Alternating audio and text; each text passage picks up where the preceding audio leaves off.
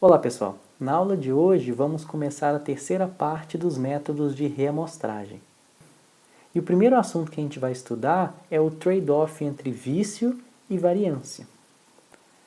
Como sabemos, um bom desempenho do algoritmo no conjunto de teste requer que tenhamos uma baixa função custo. Por exemplo, um baixo erro quadrático médio.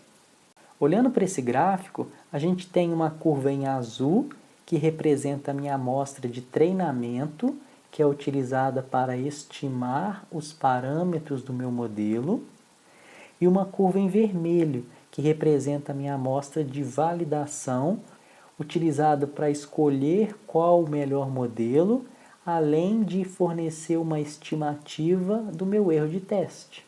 O que eu estou buscando é este pontinho em cinza, tal que o erro de predição utilizando a amostra de validação seja a mínima possível.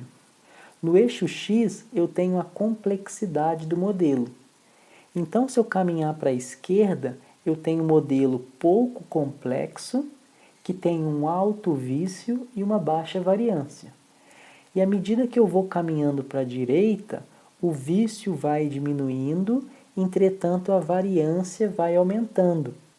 Dito isso, a gente pode dizer que esse pontinho em cinza é um compromisso entre um vício e uma variância do meu modelo.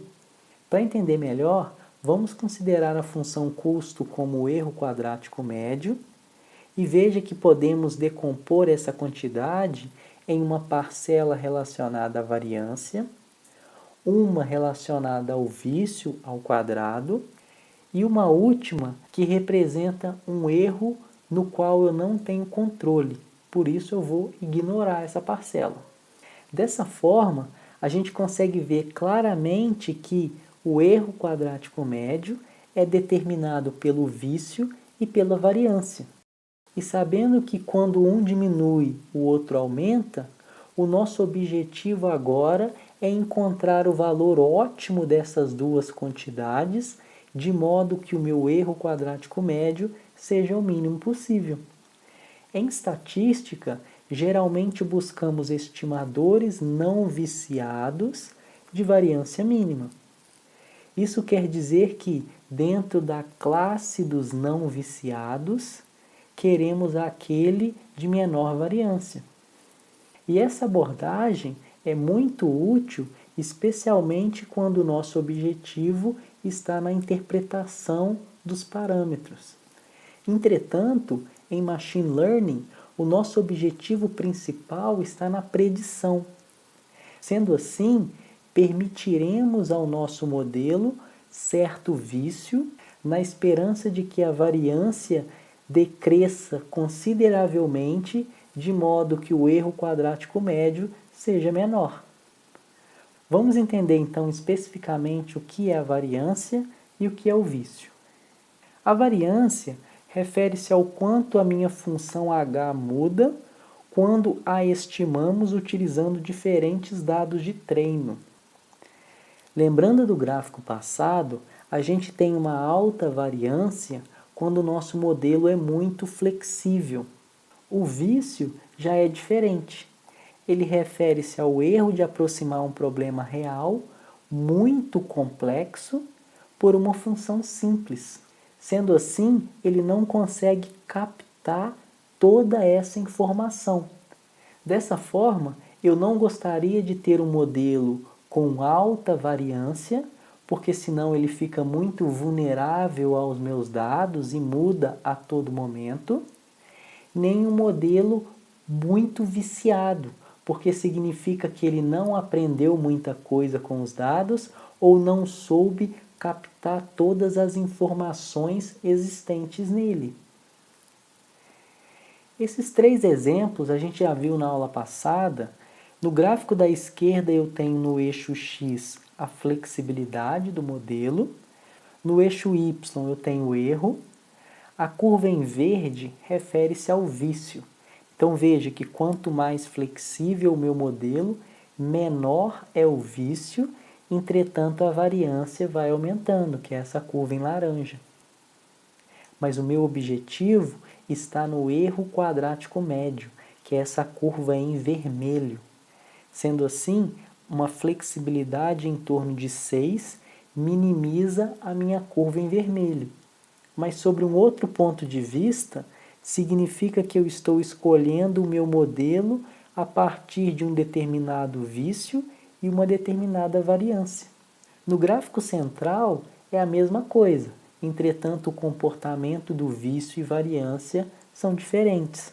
Nesse caso, o meu modelo ele é pouco viciado, independente da flexibilidade, e a variância continua a crescer.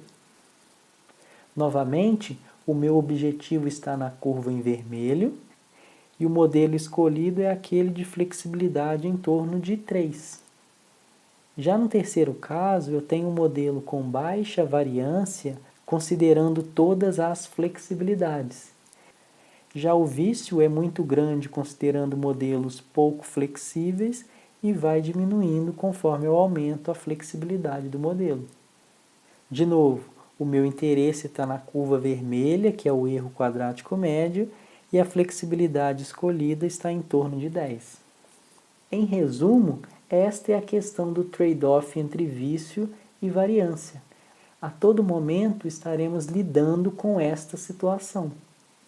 E uma questão muito importante é que geralmente a gente pensa que modelos complexos são melhores justamente porque conseguem captar mais informação dos dados. E isso é verdade. Entretanto, note que os dados não fornecem somente informações boas, eles apresentam ruído. Por isso, eu não gostaria de ter um modelo muito complexo, porque senão ele vai aprender coisas que não faz parte do sinal.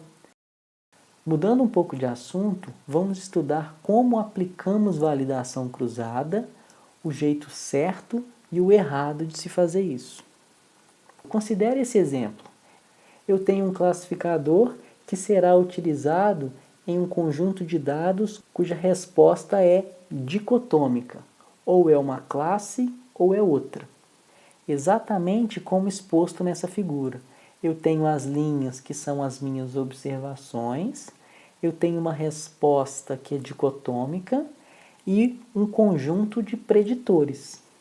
Nesta situação, eu tenho 5.000 preditores e 50 observações. Então, eu tenho muitas variáveis independentes e pouquíssimas observações.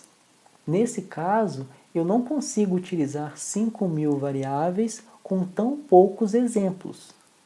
Uma alternativa seria selecionar os 100 preditores com maior correlação entre as classes.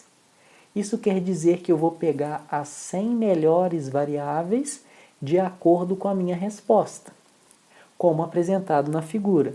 Então, eu tenho 100 preditores selecionados e as demais 4.900 variáveis serão descartadas. Após esse passo 1, eu vou então para o passo 2, que a partir dessas 100 variáveis, eu treino meu algoritmo para fazer predições. Uma pergunta: como podemos estimar o desempenho do teste? Ou seja, novos dados não rotulados. Ora, Eduardo, estudamos isso na aula passada. Podemos utilizar validação cruzada. Afinal de contas, o meu erro de validação é uma boa estimativa para o desempenho do teste. Mas será que eu posso aplicar validação cruzada no passo 2, em que eu tenho somente 100 variáveis preditoras, esquecendo o passo 1, ignorando esta pré-seleção que eu fiz? Exatamente como descrito nessa figura, em que eu aplico validação cruzada somente nos preditores selecionados e na minha resposta? Na verdade, eu não posso fazer isso, porque dessa forma eu estaria ignorando o fato de que no passo 1 o algoritmo aprendeu, e ele só pode aprender com os dados de treinamento. Por isso, eu tenho que separar os dados de validação antes de realizar qualquer pré-processamento nos meus dados. E esse fato é muito importante, especialmente porque muitos pacotes trazem em seus argumentos a validação cruzada. Mas essa serve para você tunar os seus parâmetros. Não é útil para você estimar o erro do teste. Justamente porque quando a gente alimenta o nosso modelo com dado, esses dados já foram, de certa forma, mexidos. Vamos para mais um exemplo que eu acho que vai ficar mais claro. Eu tenho clientes em atraso e 80% desses clientes não pagaram o cartão de crédito. Eles estão inadimplentes. E 20% deles são adimplentes. Então, nesses gráficos, eu tenho em vermelho os clientes inadimplentes e em verdinho os clientes adimplentes. Como eu tinha uma proporção de 80-20, o que eu fiz para melhorar o desempenho do meu algoritmo foi superamostrar a classe minoritária. Então eu tinha 20% de verdinho, passei para 25%, depois para 30%, depois para 36%. Dessa forma, eu consegui ter certo balanceamento das classes e o meu algoritmo geralmente aprende muito melhor nestas situações. Mas veja a importância de você fazer validação cruzada corretamente. Imagine que eu tivesse esta situação. Na primeira coluna eu tenho os dados originais, em que em amarelinho eu tenho a classe minoritária e em azulzinho a majoritária. Se eu fizesse a superamostragem antes da validação, eu poderia ter, por exemplo, a senhorinha, que seria duplicada, o menininho de azul também seria duplicado, e eu teria, de certa forma, uma amostra balanceada. E a partir daí, eu poderia fazer uma validação. Mas veja que a senhorinha foi para os dados de validação, e a mesma senhorinha também foi para os dados de treinamento. Isso quer dizer que eu estou treinando o meu algoritmo com determinadas observações e algumas delas podem estar também na validação. E isso não pode acontecer, porque os dados de validação são disjuntos com os dados de treinamento. A abordagem correta seria separar os dados de validação e treinamento, e os dados de treinamento você pode fazer o que bem entender. Por exemplo, superamostrar. Agora veja que somente o menininho de azul que foi superamostrado e a minha amostra de validação é a mesma, sem sofrer qualquer alteração. Por fim, vamos entender se Bootstrap pode ou não ser utilizado na validação cruzada. E antes temos que entender o que vem a ser Bootstrap. Suponha que você tenha uma população original da qual você queira fazer uma inferência ou uma predição.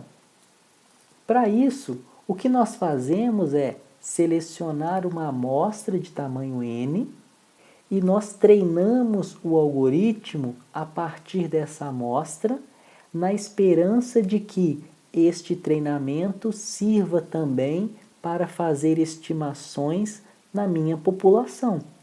Isso porque esta amostra de tamanho n representa a minha população de alguma forma. Ora, se essa amostra de tamanho n representa um todo, eu posso considerá-la como um todo. E é isso que o Bootstrap faz.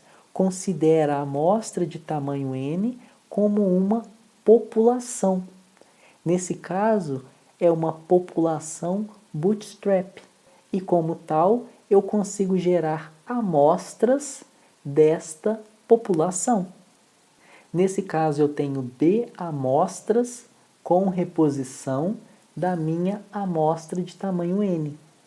E note que a minha amostra Bootstrap é uma representação da minha amostra de tamanho N, que por sua vez é uma representação da minha população. Nossa, Eduardo, então se antes eu só tinha uma amostra, agora eu tenho B amostras.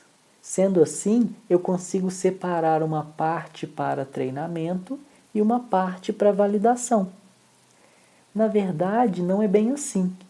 Porque veja a bolinha preta, por exemplo, ela aparece em todas as minhas amostras Bootstrap.